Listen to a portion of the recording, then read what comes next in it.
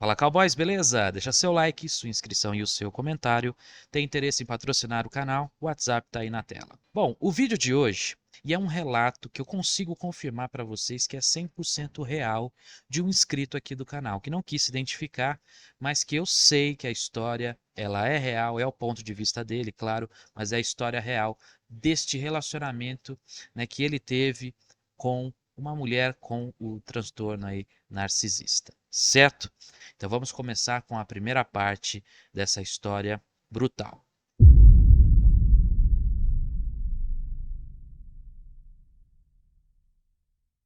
Bom dia, Bruce. Beleza? Eu gostaria de enviar para você um testemunho meu.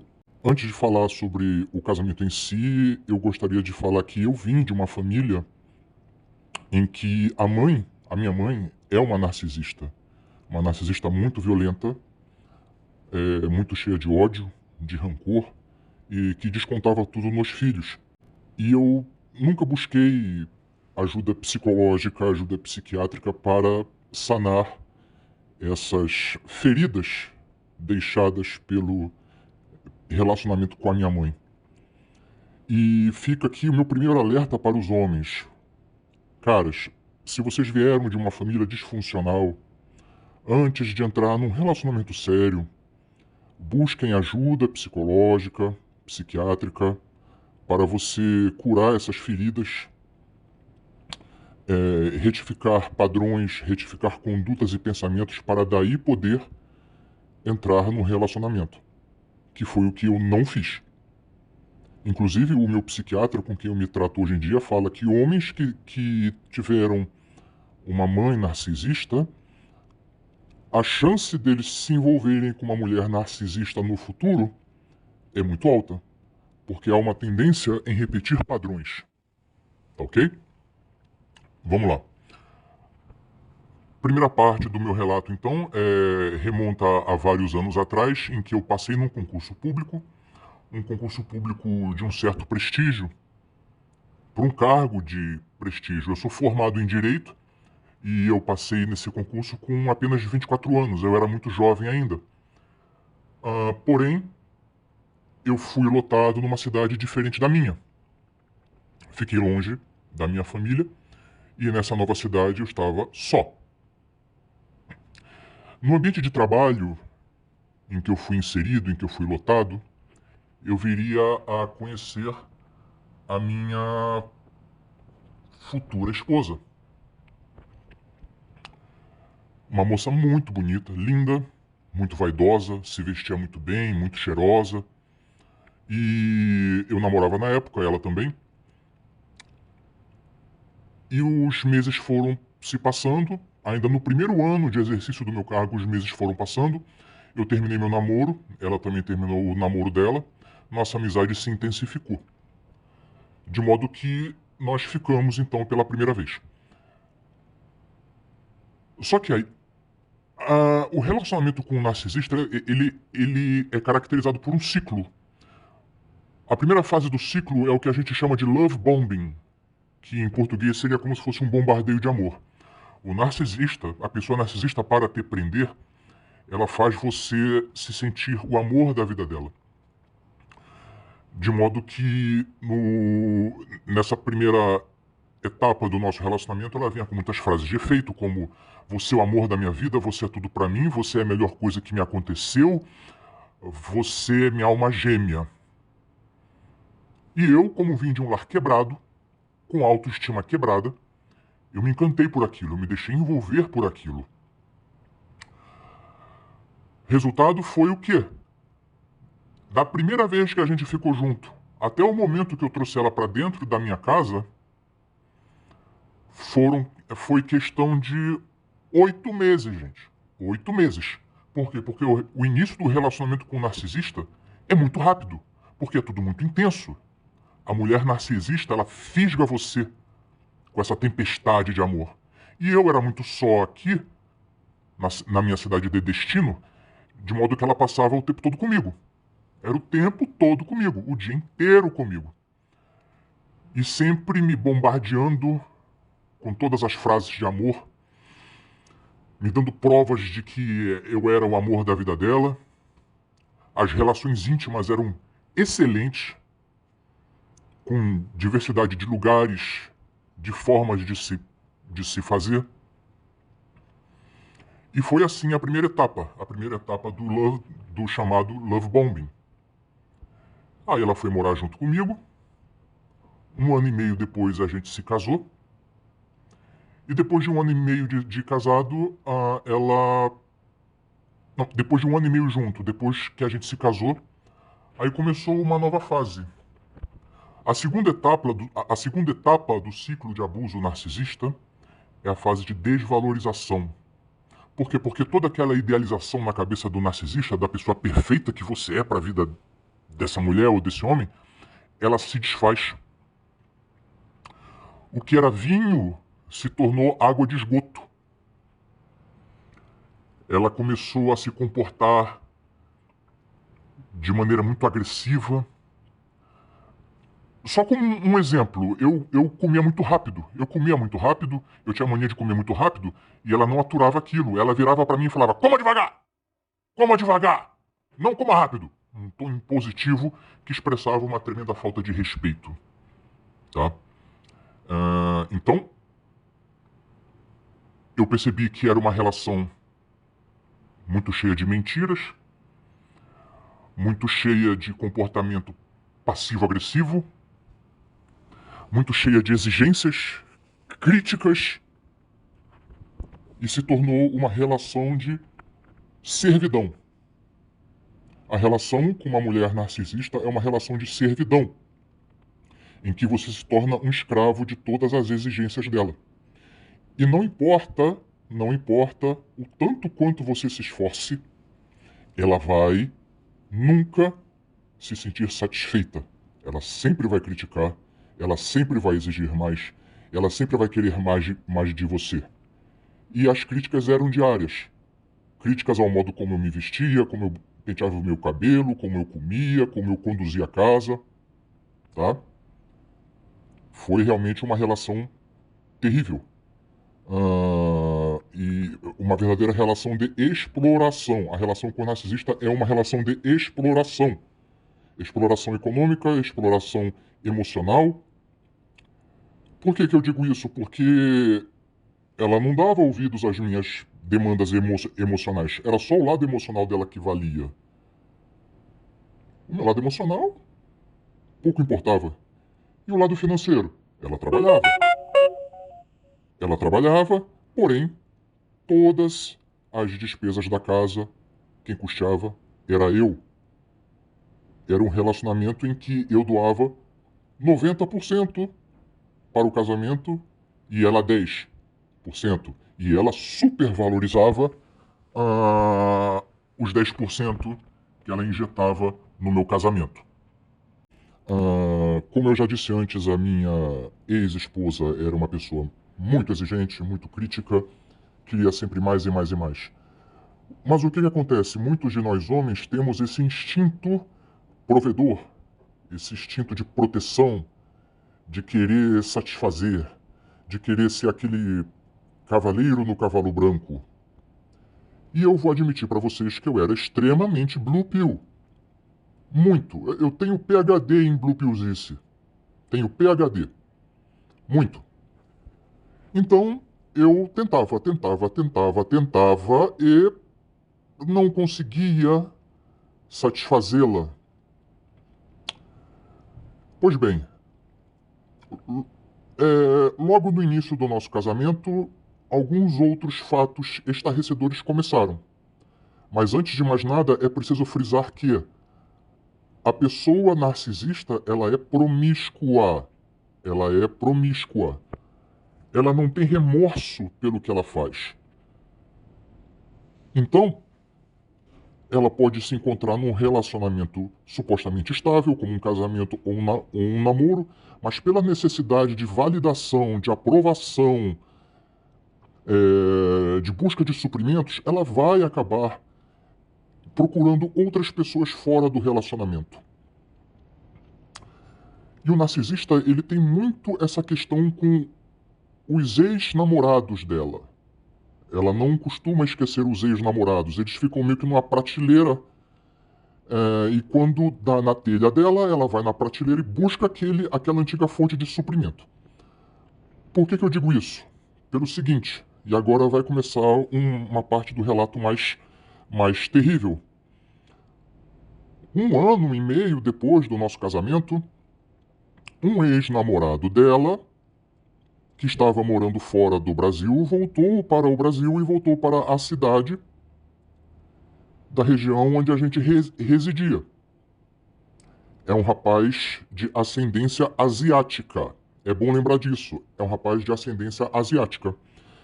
E quando ela soube que esse ex-namorado voltou, ela começou um caso com esse rapaz. Ela começou um caso, e inclusive voltou a se apaixonar por ele. E ela ameaçava sair de casa porque ela estava muito confusa, ela não sabia o que fazer, ela dizia que não sabia se me amava ainda. E também nesse período, gente, aquela época dourada das relações íntimas, essas relações íntimas foram retiradas quase que completamente. Ela dizia na minha cara que não tinha mais libido por mim. E aquilo me destruiu, aquilo acabou comigo. Ok, ela teve esse relacionamento com esse rapaz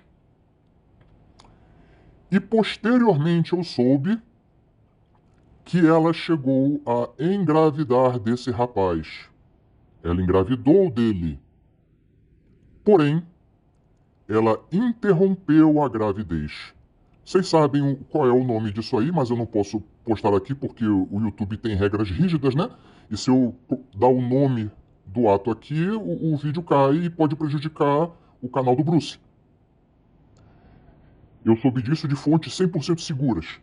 E também soube de fontes 100% seguras que, como o rapaz tem ascendência asiática, ela fez isso, ela interrompeu, ela resolveu não ter.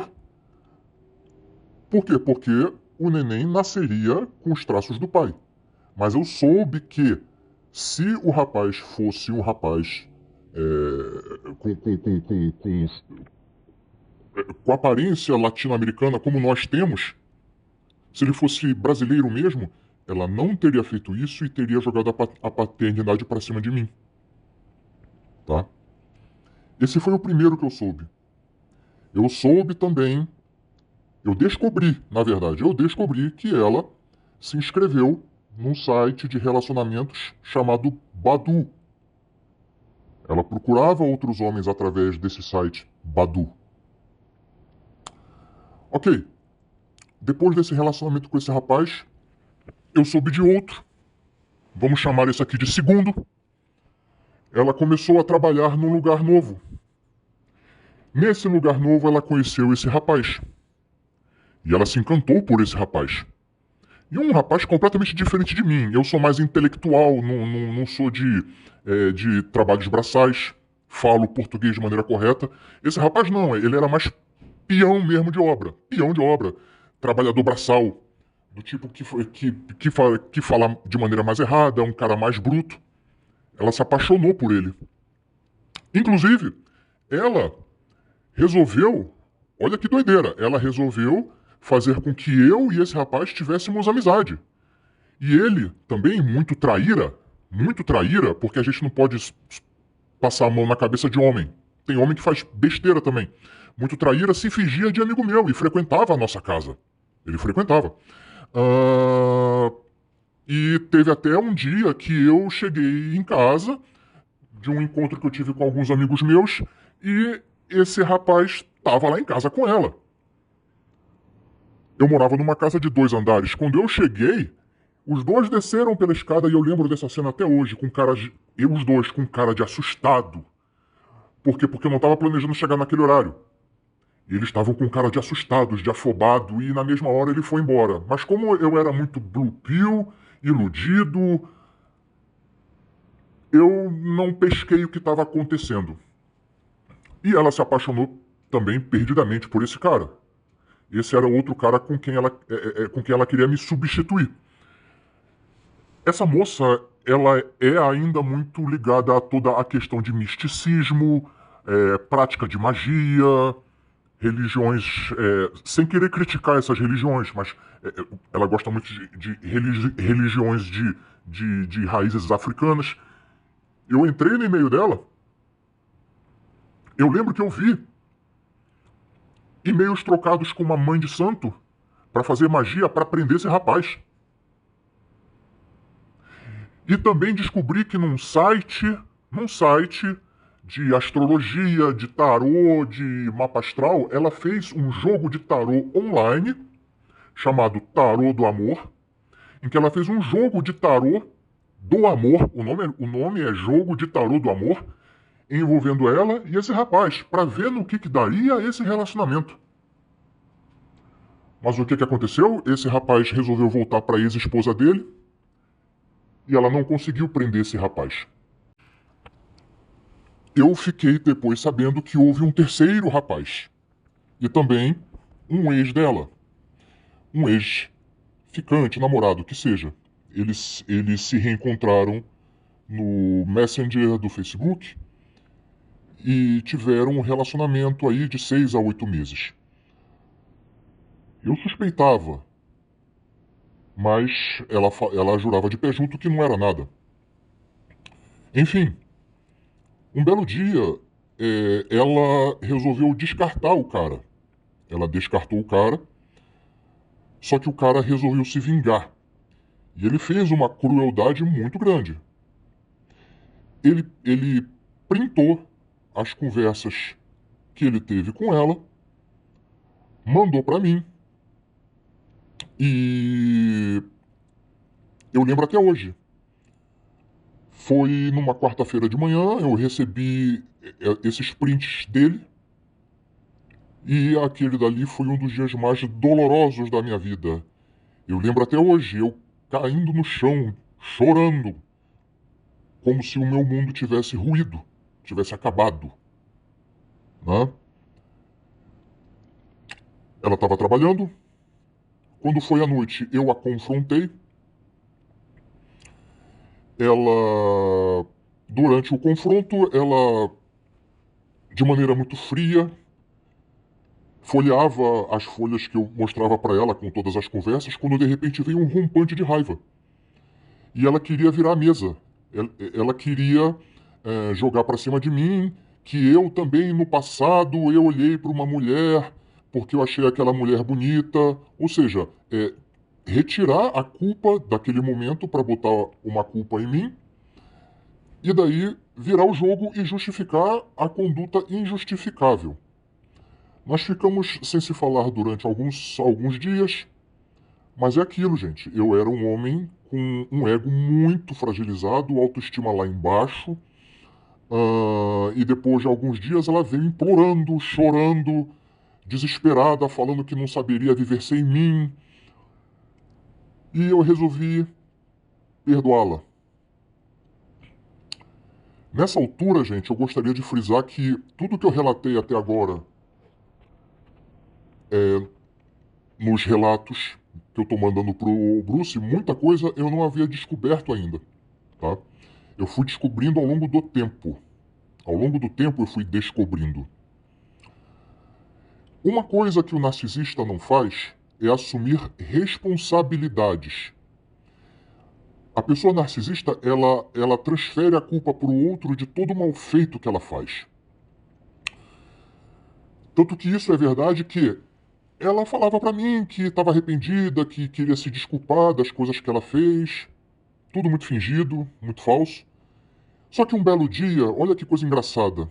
Essa transferência de culpa dela fez com que ela, numa conversa que eu tive com ela sobre essas traições do passado, que ela chegasse para mim e falasse bem assim: Fulano, sabe por que eu traí você? Porque eu te achava um fraco. Eu te achava fraco. Vejam bem, gente, um cara, o homem bonzinho que fazia tudo pela mulher, provedor, de instinto paterno até, porque você vira pai da mulher narcisista, você não é mais marido, você é pai da mulher narcisista, você faz tudo por ela. Ela disse pra mim, ela me via como um fraco, tá? Inclusive, o narcisista, ele também te isola dos seus familiares. E eu tenho uma ligação muito forte com o meu pai. Ah, ela teve entreveros com o meu pai. Ela teve é, ah, desentendimentos com o meu pai. E sempre se colocava na qualidade de vítima. De modo que, infelizmente, eu acabei me afastando um pouco um pouco não, muito, do meu pai. Eu não deixei de falar com ele, óbvio que não, mas eu acabei me afastando demais. Uma outra característica também desse relacionamento, quando você se relaciona com uma mulher narcisista, ela espera que você seja o herói dela.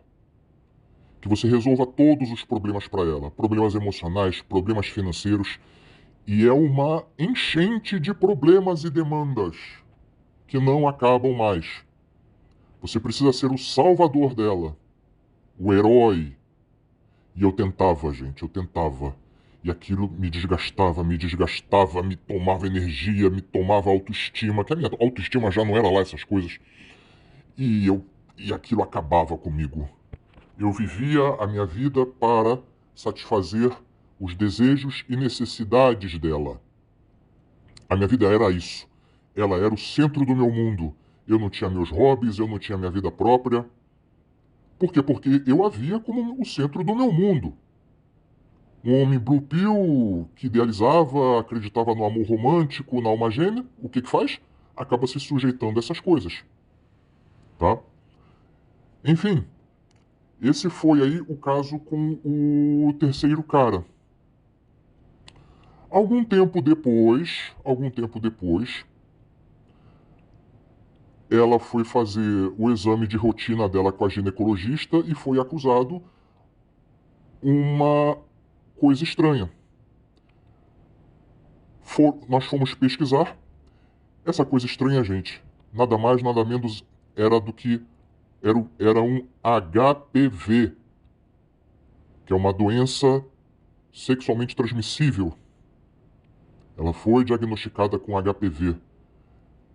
Aquilo me deixou também muito desgostoso, muito, muito desgostoso. E posteriormente, na minha virilha apareceram 2 verrugas. Eu deixei quieto. E com o tempo essas verrugas desapareceram. Ótimo. Perfeito. Tempos depois, eu visitei de novo o urologista e o urologista falou bem assim, olha, essas verrugas aqui são verrugas características de HPV. Você anda tendo relacionamento extraconjugal? E eu falei que não. E ele perguntou então do meu histórico do meu casamento. E ele me contou que a minha esposa passou para mim HPV. Aquilo me destruiu. De novo, mais uma nova destruição. Mais uma nova destruição. Eu fiquei desnorteado. Eu, um homem honesto, tive pouquíssimas mulheres na minha vida com uma doença venérea. O HPV no homem não é grave, mas é pelo simbolismo da coisa, da sua mulher passar para você uma DST. Eu não desejo isso nem para o meu pior inimigo. Eu vou terminar aqui essa parte, mais uma parte desse relato, para prosseguir depois. Bom, e como vocês puderam ver nessa primeira parte, né? Ele até citou a questão de eu fazer algum comentário aqui e tal, né? Eu quero fazer o comentário maior assim que nós todos aqui tivemos todas as partes aqui dessa história, tá? Volto a dizer, se tiver interesse em patrocinar o canal, o WhatsApp tá aí na tela, tá? Deixa seu like, sua inscrição, seu comentário, tamo junto e até a próxima parte, hein?